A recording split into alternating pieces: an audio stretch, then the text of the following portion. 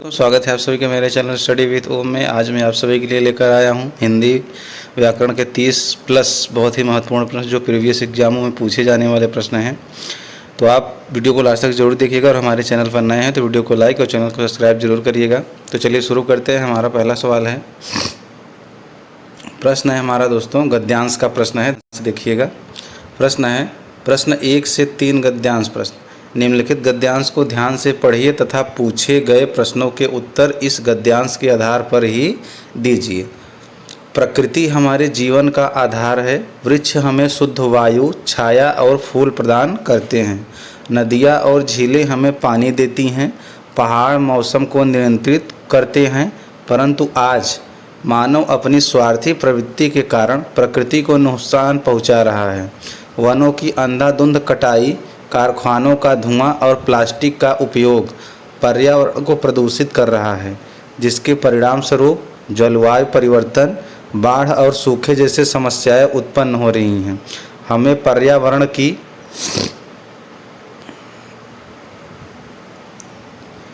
रक्षा के लिए अधिक से अधिक पेड़ लगाने चाहिए, प्लास्टिक का उपयोग कम करना चाहिए और जल संरक्षण पर ध्यान देना चाहिए। यदि हम अभी नहीं चेते तो आने वाली पीढ़ियों को गंभीर संकट का सामना करना पड़ेगा। प्रकृति की रक्षा करना हम सभी का कर्तव्य है। ठीक है दोस्तों, पहला सवाल शुरू होता है हमारा, ध्यान से देखिएगा। पहला प्रश्न है, गद्यांश के अनुसार वृक्ष हमें क्या प्रदान करते हैं? तो दोस्तों गद्यांश के अनुसार वृक्ष हमें प्रदान करते हैं शुद्ध वायु, छाया और फल। तो इस प्रश्न का डी ऑप्शन सही हो जाएगा। वृक्ष हमें शुद्ध वायु, छाया और फल प्रदान करते हैं। अगला प्रश्न देखते हैं दोस्तों। प्रश्न है हमारा, गद्यांश के अनुसार पर्यावरण प्रदूषण का मुख्य कारण क्या बताया गया है? तो दोस्तों पर्यावरण प्रदूषण का मुख्य कारण क्या बताया गया है? चारों ऑप्शन में से कौन सा सही हो जाएगा?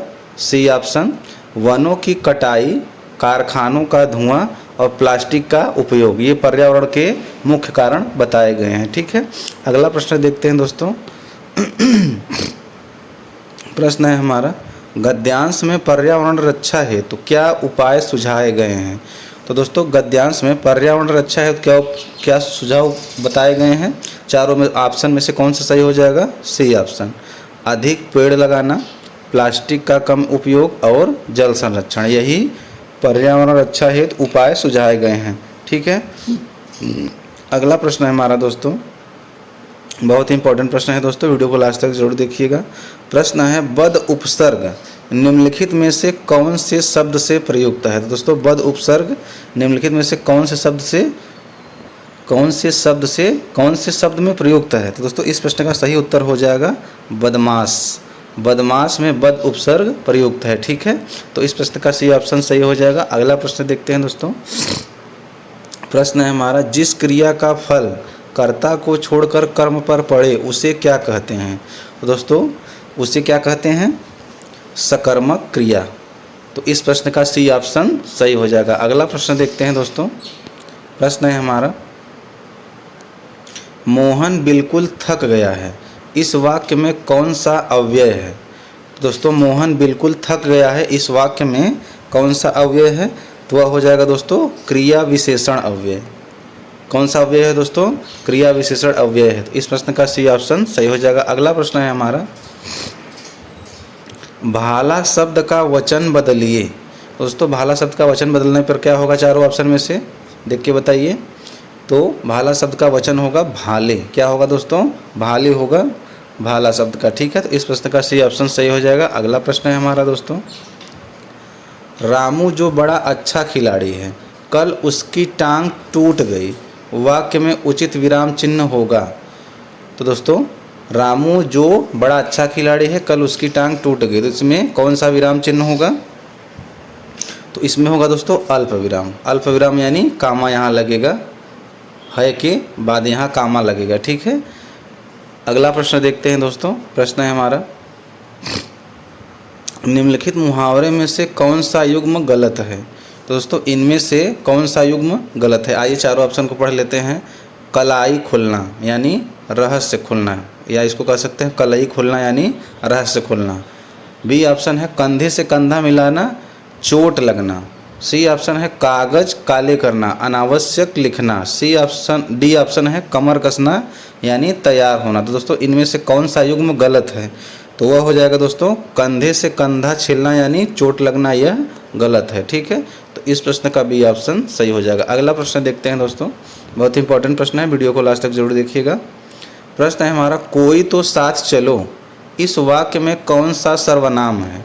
तो दोस्तों कोई तो साथ चलो इस वाक्य में कौन सा सर्वनाम है? तो इसमें दोस्तों अनिश्चयवाचक सर्वनाम है, मतलब यहाँ कुछ भी निश्चित नहीं है कौन साथ चलेगा, तो इसलिए यहाँ पर अनिश्चयवाचक सर्वनाम है। अगला प्रश्न देखते हैं दोस्तों, प्रश्न है हमारा, जिसके पास घर न हो के लिए एक शब्द है।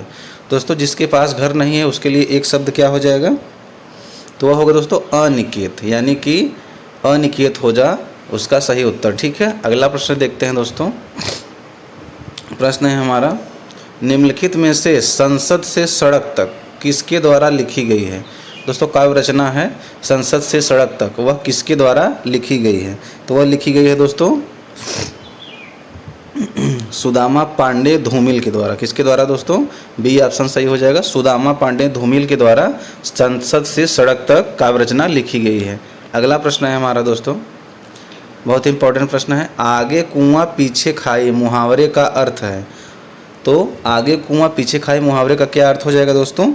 तो उसका अर्थ होगा दोस्तों दोनों तरफ विपत्ति या परेशानी होना। क्या होगा? दोनों तरफ विपत्ति या परेशानी होगा। तो इस प्रश्न का बी ऑप्शन सही हो जाएगा। अगला प्रश्न है हमारा दोस्तों, वीडियो को लास्ट तक जरूर देखिएगा और चैनल पर नए हैं तो वीडियो को लाइक और चैनल को सब्सक्राइब जरूर करिएगा। प्रश्न है हमारा, निम्नलिखित में से हिंदी भाषा में साहित्य अकादमी से पुरस्कृत रचना कल सुनना मुझे किसके द्वारा लिखी गई है? दोस्तों साहित्य अकादमी से पुरस्कृत है कल सुनना मुझे, यह किसके द्वारा लिखी गई है? तो यह किसके द्वारा लिखी गई है? यह धूमिल के द्वारा लिखी गई है। किसके द्वारा दोस्तों? धूमिल के द्वारा लिखी गई है कल सुनना मुझे। अगला प्रश्न है हमारा दोस्तों, बहुत ही इंपॉर्टेंट प्रश्न है, कृष्ण विष्णु अविनाशी किस शब्द के अनेकार्थी हैं? तो दोस्तों अनेकार्थी जिसके अनेक अर्थ होते हैं उसे अनेकार्थी शब्द कहते हैं। तो कृष्ण विष्णु अविनाशी यह किसके अनेकार्थी शब्द हैं? तो वह इस प्रश्न का सही उत्तर हो जाएगा बी ऑप्शन अच्युत। अच्युत अनेकार्थी शब्द है कृष्ण विष्णु और अविनाशी का। ठीक है, अगला प्रश्न है हमारा दोस्तों, प्रश्न है, माया को माया मिले कर कर लंबे हाथ। ठीक है, यहाँ लिखा है माया। ठीक है, माया को माया मिले कर कर लंबे हाथ लोकोक्ति का सही अर्थ है। तो दोस्तों लोकोक्ति का सही अर्थ क्या हो जाएगा? ऑप्शन को पढ़ के बताइए। तो इस लोकोक्ति का दोस्तों सही अर्थ हो जाएगा धनी को धन मिलना, धनी को और धन मिलना। ठीक है, तो इस प्रश्न का ये ऑप्शन सही हो जाएगा। अगला प्रश्न देखते हैं दोस्तों, प्रश्न है हमारा, मानव जीवन पर ग्रहों और तारों के प्रभाव के अध्ययन को क्या कहते हैं? तो दोस्तों मानव जीवन पर ग्रहों और तारों के प्रभाव को अध्ययन को क्या कहेंगे? तो उसको कहेंगे दोस्तों ज्योतिष। क्या कहेंगे? ज्योतिष कहते हैं। तो इस प्रश्न का डी ऑप्शन सही हो जाएगा। अगला प्रश्न है हमारा, निम्नलिखित में से सर्कस उपन्यास किसके द्वारा लिखा गया है? तो दोस्तों सर्कस उपन्यास किसके द्वारा लिखा गया है? तो वह लिखा गया है दोस्तों संजीव के द्वारा। संजीव के द्वारा सर्कस उपन्यास लिखा गया है। तो इस प्रश्न का भी ऑप्शन सही हो जाएगा। अगला प्रश्न है हमारा, अनुषंगिक के विलोम शब्द का चयन कीजिए। दोस्तों अनुषंगिक के विलोम शब्द का चयन करना है तो वह हो जाएगा अनुषंगिक का विलोम शब्द प्रमुख। अनुषंगिक का विलोम शब्द क्या हो जाएगा दोस्तों? प्रमुख हो जाएगा। ठीक है, अगला प्रश्न है हमारा, घोंसले में चिड़िया है में कौन सा कारक है? दोस्तों घोंसले में यानी में की बात हो रही है। घोंसले में चिड़िया है तो में कौन सा कारक है? तो दोस्तों इसमें कौन सा कारक हो जाएगा? इसमें होगा अधिकरण कारक, क्योंकि इसमें अधिकरण में और पर लगे रहते हैं। ठीक है, में और पर का होता है इसमें। ठीक है, में और पर। तो इस प्रश्न का डी ऑप्शन सही हो जाएगा। अगला प्रश्न है हमारा दोस्तों, प्रश्न है, निम्नांकित में से 1989 में साहित्य अकादमी पुरस्कार के विजेता कौन थे? दोस्तों 1989 में साहित्य अकादमी पुरस्कार के विजेता कौन थे? तो वह थे दोस्तों केदारनाथ सिंह। केदारनाथ सिंह को 1989 में साहित्य अकादमी पुरस्कार दिया गया था। तो इस प्रश्न का डी ऑप्शन सही हो जाएगा। अगला प्रश्न है हमारा दोस्तों, प्रश्न है उन्होंने बहुत लड़ाइयाँ लड़ी, इस वाक्य में लड़ी किस क्रिया का उदाहरण है? तो दोस्तों उन्होंने बहुत लड़ाइयाँ लड़ी, इस वाक्य में लड़ी हैं किस क्रिया का उदाहरण है? तो दोस्तों यह उदाहरण है सकर्मक क्रिया का। कौन सी क्रिया का दोस्तों? सकर्मक क्रिया का उदाहरण है। तो इस प्रश्न का बी ऑप्शन सही हो जाएगा। अगला प्रश्न है हमारा दोस्तों, ऊपरी बनावट या तड़क भड़क के लिए एक शब्द है। दोस्तों ऊपरी बनावट या तड़क भड़क के लिए एक शब्द कौन सा हो जाएगा? तो हो जाएगा दोस्तों आडंबर। क्या हो जाएगा? आडंबर। तो इस प्रश्न का ये ऑप्शन सही हो जाएगा। अगला प्रश्न है हमारा दोस्तों वीडियो को लास्ट तक जरूर देखिएगा और चैनल पर नए हैं तो वीडियो को लाइक और चैनल को सब्सक्राइब जरूर करिएगा। प्रश्न है निम्नलिखित में से कौन सी रचना महादेवी वर्मा जी द्वारा लिखित नहीं है? ध्यान से देखिएगा दोस्तों, महादेवी वर्मा जी द्वारा इसमें से कौन सी लिखित नहीं है? तो वह हो जाएगा दोस्तों पिंजर महादेवी वर्मा के द्वारा नहीं लिखा गया है। और जो ऑप्शन है यामा, गीत पर्व और दीपशिखा, ये तीनों ही महादेवी वर्मा के द्वारा लिखा गया है। तो इस प्रश्न का सही ऑप्शन सही हो जाएगा। अगला प्रश्न है हमारा दोस्तों, प्रश्न है दिनों का फेर होना मुहावरे का अर्थ है। दोस्तों दिनों का फेर होना मुहावरे का अर्थ क्या हो जाएगा? पढ़ के बताइए। तो भाग्य का चक्कर। इस प्रश्न का ए ऑप्शन सही हो जाएगा। भाग्य का चक्कर दिनों का फेर होना मुहावरे का अर्थ है। अगला प्रश्न है हमारा दोस्तों, प्रश्न नंबर 26 है हमारा, निम्नलिखित में से आधा गांव, बहुत इंपॉर्टेंट प्रश्न है दोस्तों, आधा गांव उपन्यास किसके द्वारा लिखा गया है? तो दोस्तों आधा गांव उपन्यास डॉक्टर राही मासूम रजा के द्वारा लिखा गया है। किसके द्वारा दोस्तों? डॉक्टर राही मासूम रजा के द्वारा लिखा गया है आधा गांव। तो इस प्रश्न का ये ऑप्शन सही हो जाएगा। अगला प्रश्न है हमारा दोस्तों, प्रश्न है अगला हमारा, उपसर्ग वह शब्दांश है जो किसी शब्द के आगे जोड़ता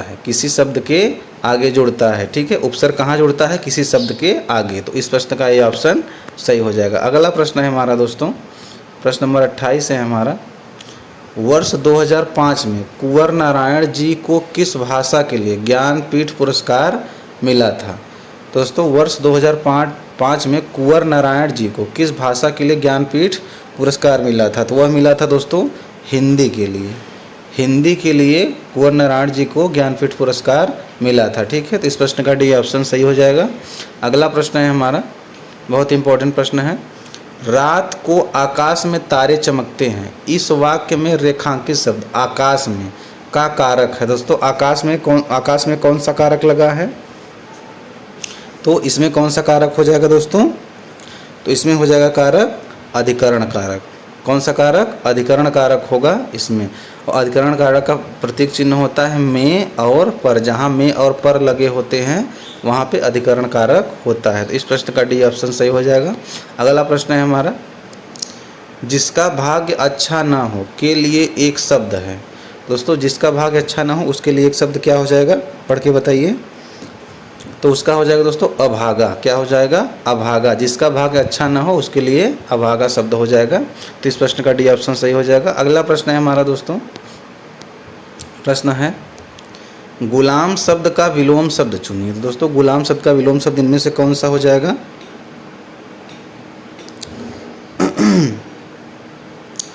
तो गुलाम शब्द का विलोम शब्द क्या हो जाएगा दोस्तों? आज़ाद। क्या हो जाएगा? आज़ाद हो जाएगा गुलाम शब्द का विलोम शब्द। तो इस प्रश्न का सही ऑप्शन सही हो जाएगा।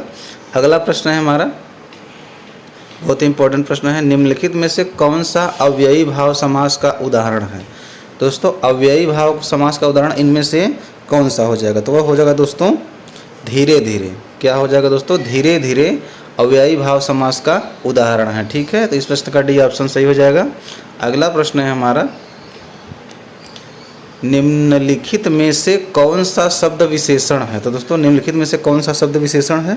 तो हो जाएगा दोस्तों आंशिक शब्द विशेषण है। ठीक है, तो इस प्रश्न का बी ऑप्शन सही हो जाएगा। अगला प्रश्न है हमारा दोस्तों,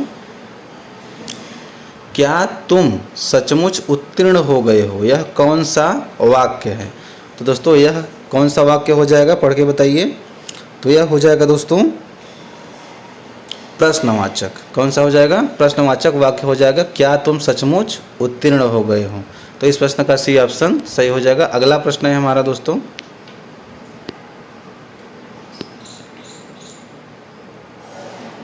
प्रश्न है हमारा, मध्वरी का संधि विच्छेद होगा। तो दोस्तों मध्वरी का संधि विच्छेद क्या हो जाएगा, पढ़ के बताइए दोस्तों। मध्वरी का संधि विच्छेद, तो इसका संधि विच्छेद होगा दोस्तों मधुधन अरि। क्या हो जाएगा दोस्तों, मधुधन अरि मध्वरी का संधि विच्छेद हो जाएगा। तो इस प्रश्न का डी ऑप्शन सही हो जाएगा। अगला प्रश्न है दोस्तों हमारा, प्रश्न है निम्नलिखित में से ध्यान मग्न शब्द में कौन सा समास है। तो दोस्तों ध्यान में मग्न, इसका समास विग्रह होगा ध्यान मग्न का, ध्यान में मग्न। दोस्तों तो इसमें कौन सा समास है, तो इसमें होगा दोस्तों तत्पुरुष समास। ध्यान में मग्न यानी ध्यान मग्न, इसमें तत्पुरुष समास हो जाएगा। तो इस प्रश्न का सी ऑप्शन सही है। और हमारा लास्ट प्रश्न है इसी के साथ दोस्तों, बहुत इंपॉर्टेंट प्रश्न है। धूसर शब्द का पर्याय है। दोस्तों धूसर शब्द का पर्याय क्या हो जाएगा दोस्तों, धूसर को कहते हैं दोस्तों गदहा। क्या कहते हैं, गदहा। दोस्तों इसमें गदहा का पर्यायवाची कौन सा हो जाएगा, तो वह हो जाएगा दोस्तों गर्दभ। गर्दभ मतलब भी गदहा होता है, ठीक है। तो इस प्रश्न का बी ऑप्शन सही हो जाएगा। दोस्तों इसी के साथ हमारे 37 प्रश्न समाप्त होते हैं। अगर ये सभी प्रश्न आपको अच्छे लगे हों तो वीडियो को लाइक और चैनल को सब्सक्राइब जरूर करिएगा। आपका दिन शुभ हो।